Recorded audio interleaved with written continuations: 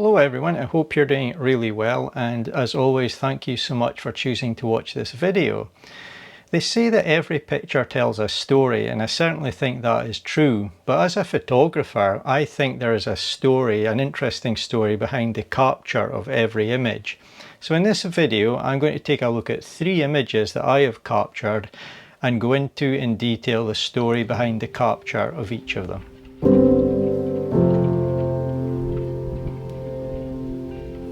All of the photographs I'm going to take a look at in this video were captured during winter time, and they were all captured on my Fuji GFX 50S too. And there's a bit of variety in the images. The latter 2 that I'll go on to show a lot of snow, and in the first one, if you look carefully, you'll see a very small amount of snow. But they were all captured on the same camera during the winter period, so I think there's a bit of a link between all 3. And the first one is quite an interesting photograph. It's one that I'm really pleased with. I'd been out photographing all day. I'd been hiking around for a few miles, and the light on that day had been nice. It had been nothing special, but it was nice. It made me able to photograph a number of different types of scene. So it was a nice soft light, but there was nothing special, no glimpses of amazing light. So I was walking along and I happened to look over to my left, and this was much later in the day, so we were probably maybe a couple of hours at most from sunset, and I just noticed a glow in the sky up where the sun was. It was winter time, so the sun was quite low in the sky, and I noticed this glow and I could just tell something was going to happen. Now, this was no special gift being able to tell this. This was just something, it was instinct. By having been outdoors for many years doing photography, you see a lot of conditions, a lot of light, a lot of weather, and I could just tell something special was going to happen. And off in the distance, just under where the sun was a really interesting peak. And I loved the layers between myself and that peak, and I could see there was a nice opportunity there for a good composition. And if that light broke through, I thought something special could be waiting for me to capture. So I very quickly took my camera bag off my back, got it on the ground, took out my camera, and I had to change lenses because I needed my telephoto lens, so I put that on. And all the while that I'm doing that, I'm looking up watching this light, and I can see a beam of light coming down from the sun through the clouds onto the area that I wanted to photograph. And this is exactly what I was hoping would happen. I wanted the land to be hit by the beam of light. So I got my lens on, I got the camera handheld, pointed over, and I could see a really nice composition, as I said, some layers almost framing at the bottom of the image to frame this peak. And as I waited there, the light just got better and better, and eventually more rays broke through the clouds, and it was almost like an upside down fan, the formation of the light beams, and they just fell perfectly onto the areas that I wanted. So the photo is all about the composition, light and dark areas. And I certainly think the Fuji GFX 50S helped me get the most out of this image, handheld, taking only 1 exposure. So my shutter speed was very high for this. There was some bright light in the scene. I think it was roughly about 1/1000th of a second. So I was shooting handheld, no need to use a tripod, and I had to react very quickly, so the tripod stayed well away. And the dynamic range of the scene was very high. I think my camera helped me capture that. And you'll notice in the edit that there are some dark areas. This is very intentional. There was no clipping at either end of the histogram. I was able to take it all in 1 exposure, but I wanted the edit to be realistic to what I saw. And although I could pull up all the shadow detail that I wanted, it was not what the photograph required, and it wasn't what I saw at the moment of capture. So I've left it very realistic, and I just really like the look of the image. And I think the takeaway from this story, the story behind this image, is that Landscape photography doesn't always need great amounts of planning, planned shoots, returning to locations multiple times to get the shot we're after. That is definitely the case sometimes. But at other times, it's about being in the right place at the right time, having instinct to know something special is about to happen, and just being able to react quickly, know your camera settings and grab the image that you want. So here is the photograph that I captured at that special moment.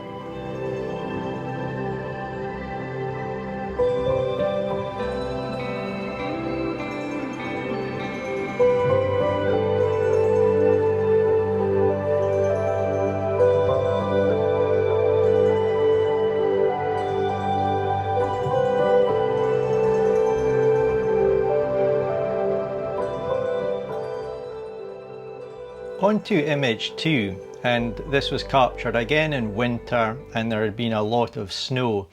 At this period in time there had been a lot of heavy snowfall across the UK, and I decided to go out and try and capitalise on that. But the conditions were quite treacherous. And if any of you follow me on Instagram, you may have seen a story that I put up at the time just showing where I was, a little clip saying that it's beautiful conditions but it is so treacherous.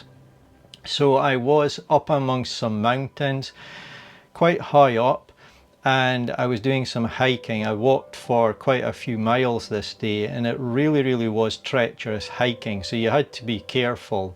There were no obvious paths, everything was covered in snow, and there was some deep snow, and there was also some ice and ice under the snow, so it really was treacherous, and it was very difficult hiking conditions, be it you were just out hiking or carrying photography equipment. But with all that weight in your back, if you do slide, it can be quite dangerous. So I really had to watch my footing that day, and progress was slow. So I walked a long way, and as I said, the paths weren't visible, so it was very hard to navigate, and you had to be very careful where you put your feet for a number of reasons, and I'll get onto that a bit more in just a second. But eventually I got to a spot where I wanted to be, and there was this beautiful area of water which had frozen over, so there was a lot of ice, which I quite liked, and behind it there was a mountain and some other ridges which were really nice, covered in snow. The whole thing was covered in snow, but when I arrived there was no nice light on the scene. So I saw great potential, but I needed a few things to happen. I needed the sky to be interesting in terms of the clouds, and I needed some light to appear as well. So looking at the scene, I could see the rough area where I wanted to be to capture this image. But in this area, it was particularly treacherous. There were some areas where you put your foot in the snow, it would sink down quite a distance, but underneath it would be very soft, so it would go into wet areas, and you could literally lose quite a lot of height if you put your weight on your front foot and it sunk down. So it was really difficult to walk around, and you could fall over very easily. So what I happened to do was extend my tripod quite a distance, and I was using it to prod the ground in front of me before every step that I took, just for my own safety. And by doing this I made slow progress into the spot where I thought I would need to be. And I looked and I could see a nice composition. There were some subtle leading lines.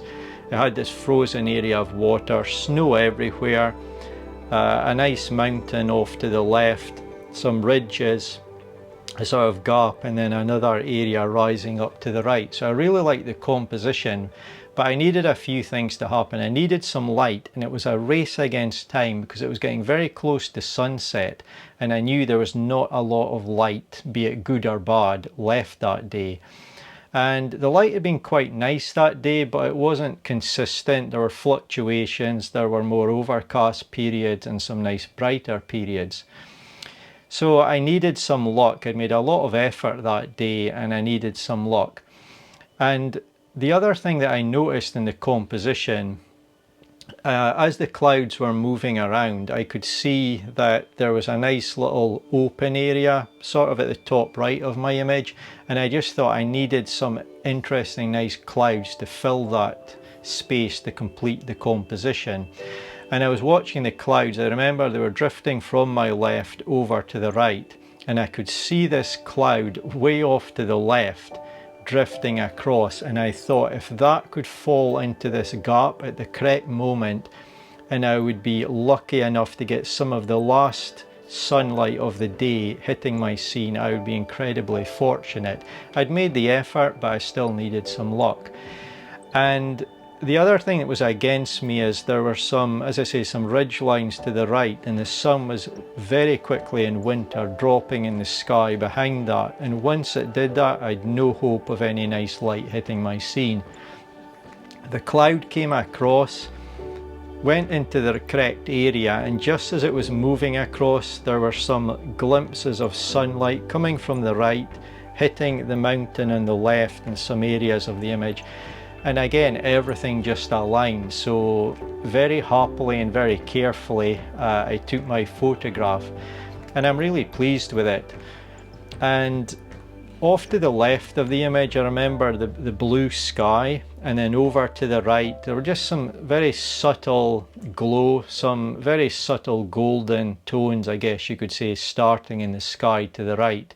And I liked that contrast between the colder and ever so slightly warmer sky off to the right. So I was really pleased with this image. I took a long hike home after this, and I was very happy with it. So here's the image.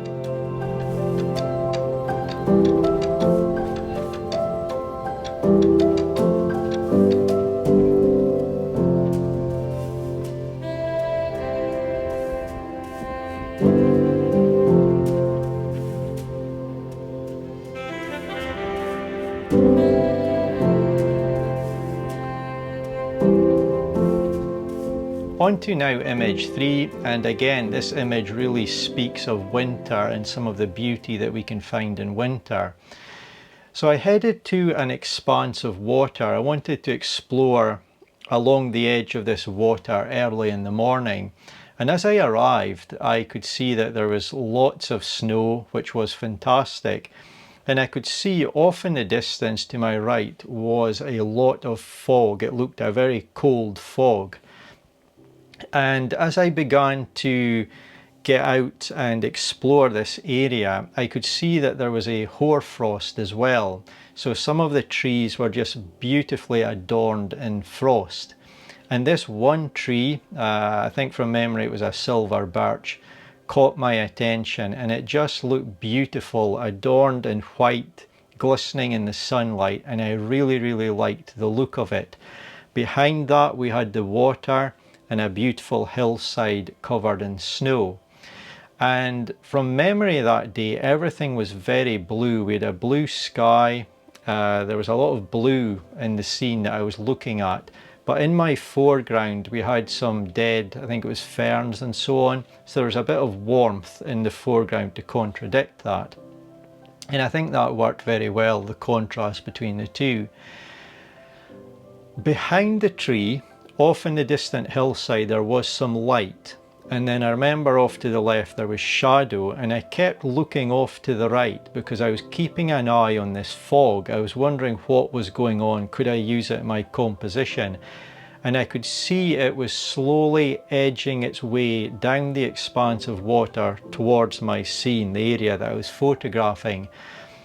And I started looking at the scene. I could see shadow, light, and then behind the tree, and then the potential for this fog to come in to the right of the image, so it would look really nice.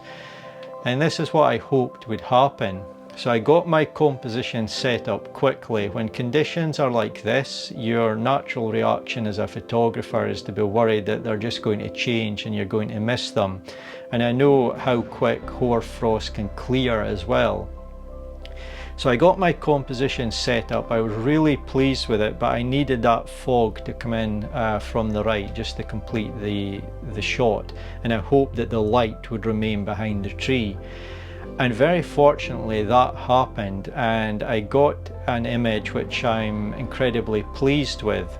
It looks simple, but there's a lot of thought has went into the composition. There's the planning of the light, the shadow, the fog, but there's a lot of opposing and also complementary lines in the scene.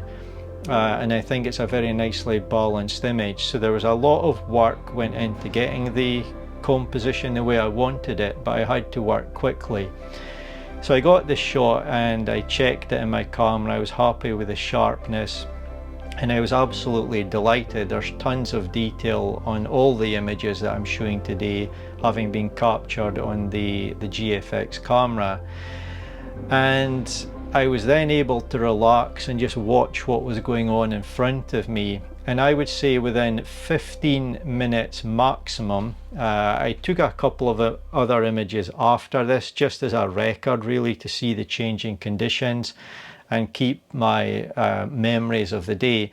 But you could see that the tree had completely lost, or 99% lost, the hoarfrost about 15 minutes later, and the scene just didn't look nearly as good. It was still beautiful, but the light had changed and the frost had melted. So I was very fortunate to capture what I do consider a special moment in time. But anyway, here is this final image, and I do hope that you like it.